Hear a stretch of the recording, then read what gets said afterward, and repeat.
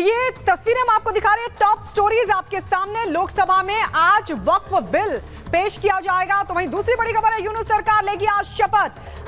मोहम्मद यूनुस रवाना हो चुके हैं पेरिस से और आज वो पद की शपथ लेंगे प्रधानमंत्री के तौर पर। वो बांग्लादेश के प्रधानमंत्री के तौर पर पद की शपथ लेने वाले हैं। तो वहीं दूसरी तरफ आपको बता दें, तीसरी बड़ी खबर, बेगम का शक्ति प्रदर्शन भी तस्वीरों में आप देख रहे हैं और जिया खालिदा की तरफ से ये शक्ति प्रदर्शन देखने को मिला। पहला भाषण, पहली रैली उनकी नजर आई जब वो गिरफ्तार हो गई थी उसके बाद से। तो वहीं अगली बड़ी खबर है कि यूएई जाएंगी शेख हसीना, ये बड़ी जानकारी मिल रही है, सूत्र बता रहे हैं। लेकिन सबसे बड़ा सवाल है कि क्या वाकई यूएई में उनको शरण मिलेगी।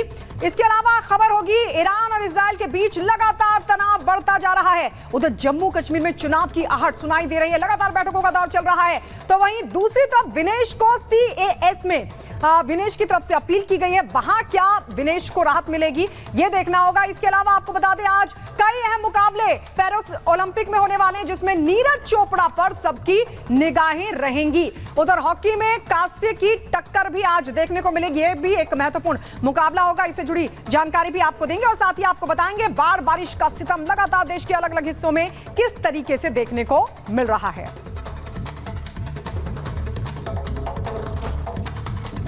बाढ़ बारिश से पूरे देश के हालात बिगड़े हुए हैं, नदियों का जल स्तर लगातार बढ़ रहा है। इसी से जुड़ी हम आपको 1 मिनट में पूरी रिपोर्ट दिखाते हैं।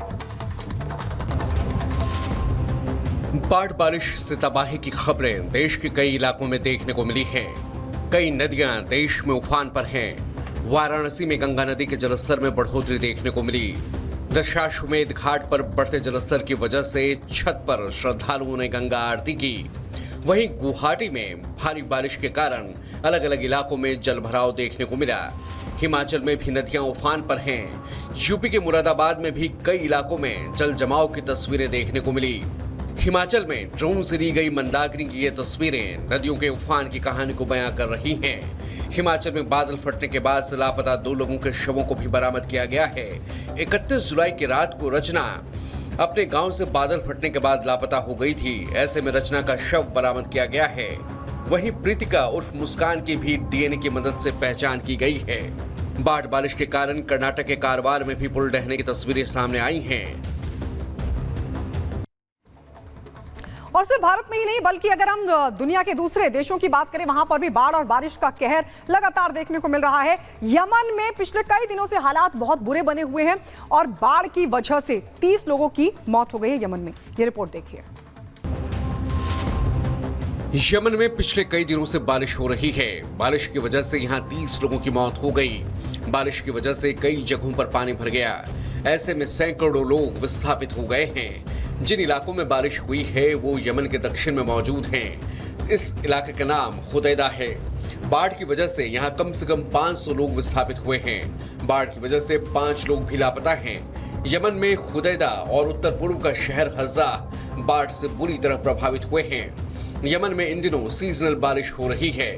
यमन में बारिश का मौसम मार्च के आखिर में शुरू होता है और जुलाई और अगस्त के बीच तक तेज हो जाती है। यमन में संयुक्त राष्ट्र के मानवीय कार्यालय ने बुधवार को बताया कि तेज शहर के मकबना जिले में शुक्रवार को आई बाढ़ में 15 लोगों की मौत हुई। इस दौरान और भी नुकसान हुए। बाढ़ का पानी अपने साथ मानो सब कुछ बहा ले गया है। Bureau report, Republic Bharat. उधर जम्मू कश्मीर में अब चुनाव की आहट सुनाई दे रही है, क्योंकि इलेक्शन कमीशन तमाम राजनीतिक दलों के साथ आज बैठक करने वाला है। इसी से जुड़ी आपको 1 मिनट में पूरी रिपोर्ट दिखाते हैं।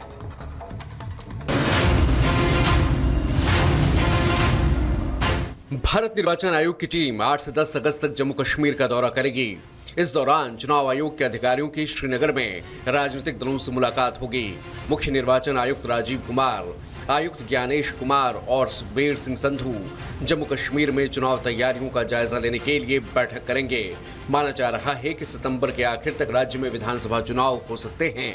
इलेक्शन कमीशन आ रहा है, वो सबसे बात करेगा और फिर ये हुकूमती हिंदुस्तान के साथ बात करके तारीख मुकर्रर करेंगे। ये खुद तारीख मुकर्रर नहीं कर सकते। इस बीच बीजेपी ने जम्मू में एक उच्च स्तरीय बैठक बुलाकर पार्टी को आदेश जारी किया है कि वो चुनाव की तैयारियां शुरू करे। नेताओं से कहा गया है कि वो समाज के भीतर गहराई तक पहुंचने के लिए जिला स्तर पर भी टीमें गठित कर प्रक्रिया 15 अगस्त तक पूरी कर लें। इससे बीजेपी के लक्ष्यों का रोड मैप तय होगा। Bureau report, Republic Bharat.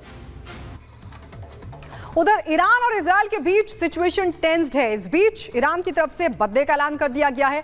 Drill और हथियारों का प्रदर्शन लगातार जारी है, लेकिन सबसे बड़ा सवाल यह खड़ा है कि क्या इजराइल को रौंदने की ताकत ईरान की सेना में है। रिपोर्ट देखिए। ईरान, इजराइल और पूरे मिडिल ईस्ट के लिए अगले 24 से 48 घंटे बेहद अहम हो सकते हैं, क्योंकि अगले 1 से 2 दिनों में ईरान इजराइल पर हमला कर सकता है। राजधानी तेहरान में 31 जुलाई को हुए हमास के मुखिया इस्माइल खानिये की हत्या से गुस्साए ईरान ने इजराइल को सबक सिखाने की धमकी दे रखी है। कल ही हिजबुल्लाह ने इजराइल पर अब तक के अपने हमले का वीडियो जारी किया था। इस संभावित हमले को देखते हुए इजराइल के मित्र देशों ने खाड़ी में अपनी जंगी हथियारों को तैनात करना शुरू कर दिया है। कई देशों के मध्यस्थता और बातचीत के बावजूद फिलहाल ईरान पीछे हटने को तैयार नहीं है। अब ये माना जा रहा है कि ईरान किसी भी वक्त जंग का मोर्चा खोल सकता है। वहीं दूसरी तरफ अमेरिका के secretary of state Antony Blinken ने भी G7 देशों को इस संभावित हमले को लेकर आगाह किया है। हालांकि ब्लिंकन ने हमले की टाइमिंग को लेकर कोई सटीक जानकारी होने से इनकार किया है। वहीं इजराइल का भी दावा है कि वो ईरान और उसके पिट्ठू देशों के हमले के लिए पूरी तरह तैयार है। और आज लोकसभा में वक्फ एक्ट संशोधन बिल पेश करने की तैयारी में है केंद्र सरकार। जहां पीएम नरेंद्र मोदी इस बिल को पेश करने की तैयारी में है, तो वहीं इस बिल के पेश होने से पहले ही सियासत शुरू हो चुकी है और विपक्ष ने मोर्चा खोल दिया। इसी से जुड़ी आपको ये रिपोर्ट दिखाते हैं।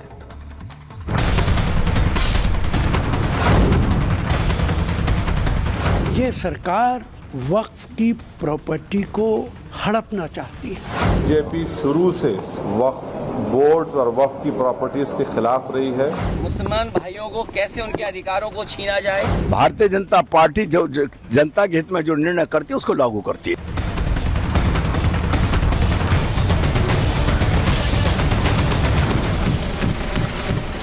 सरकार ने वक्फ कानून में बदलाव का इरादा जाहिर कर दिया है। आज लोकसभा में वक्फ कानून में बदलाव का बिल पेश होने वाला है। वैसे भी मोदी सरकार के लिए अगस्त बड़े फैसलों वाला महीना रहा है। आर्टिकल 370 हटाना हो या फिर राम मंदिर बनवाना, मोदी सरकार ने ये दोनों बड़े फैसले इसी महीने में किए। एक बार फिर से ये रिकॉर्ड बरकरार रखते हुए अब वक्फ बोर्ड में बदलाव की तैयारी है।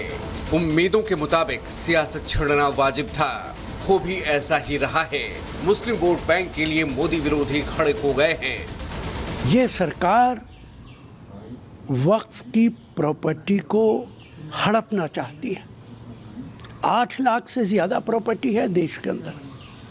बहुत सारी प्रॉपर्टी आर्मी ने हड़प कर रखी है, जिसे सरकार देने को तैयार नहीं है। बीजेपी शुरू से वक्फ बोर्ड्स और वक्फ की प्रॉपर्टीज के खिलाफ रही है और इनका एक हिंदुत्व का एजेंडा है, आरएसएस का एजेंडा है कि वो शुरू से वक्फ प्रॉपर्टीज को और वक्फ बोर्ड को खत्म करने की कोशिशें करती रही। सरकार को भी पहले से ही सियासी संग्राम का एहसास था, इसलिए सरकार ने इस पर पूरा होमवर्क किया। सरकार ने पिछले 2 महीने में करीब 70 बैठकें की। बैठकों में वक्फ बोर्ड के नुमाइंदों से बात की गई, मुस्लिम जमात के बुद्धिजीवियों से भी राय मशवरा किया गया। संकेत ये है कि सरकार ने अपने सहयोगियों को भी साथ लिया है। बावजूद इसके संसद में सहमति नहीं बनी तो बिल संयुक्त समिति में भेजा जा सकता है, लेकिन अब सरकार पीछे हटने वाली नहीं, बड़े और कड़े फैसले पर अमल करने वाली है। वो केवल ध्रुवीकरण करके हिंदू मुसलमान करके अपनी राजनीति सेकना चाहती है। मुसलमान भाइयों को कैसे उनके अधिकारों को छीना जाए, उनकी अधिकार जो मिले हैं, जिन्हें आज़ादी के अधिकार हैं या उनके स्वतंत्र जो अधिकार हैं, उनके अपने धर्म को लेकर के अपनी कामकाज की व्यवस्था को बनाए रखने के लिए। वक्फ क्यों है? वक्फ इसलिए है कि दबे कुचले पिछड़े मुसलमानों के उत्थान के लिए बनाया गया वक्फ था और उसका कोई सदुपयोग नहीं हुआ है, दुरुपयोग ही हुआ है सन 47 से आज तक। यानी बदलाव की शुरुआत विरोधियों को रास नहीं आ रहा, जिसे रोकने के लिए साजिशें भी शुरू हो चुकी हैं। जिन मुसलमानों के वोटों की फसल काटने के लिए इंडिया अलायंस वक्फ बोर्ड में संशोधन का विरोध कर रहा है, उन्हीं मुसलमानों के बड़े संगठन सरकार के साथ आ चुके हैं।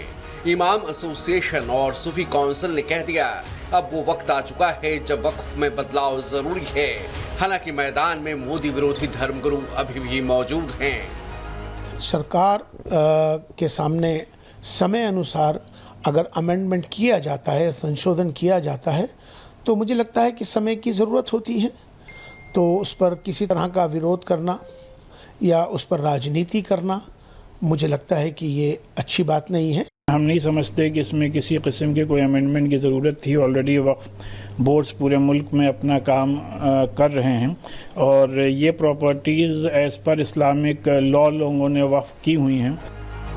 अब सवाल उठ रहा है कि क्या मुसलमानों में इस मुद्दे पर दो फाड़ हो गई है और विपक्ष क्यों इसे हिंदू मुसलमान का रंग दे रहा है।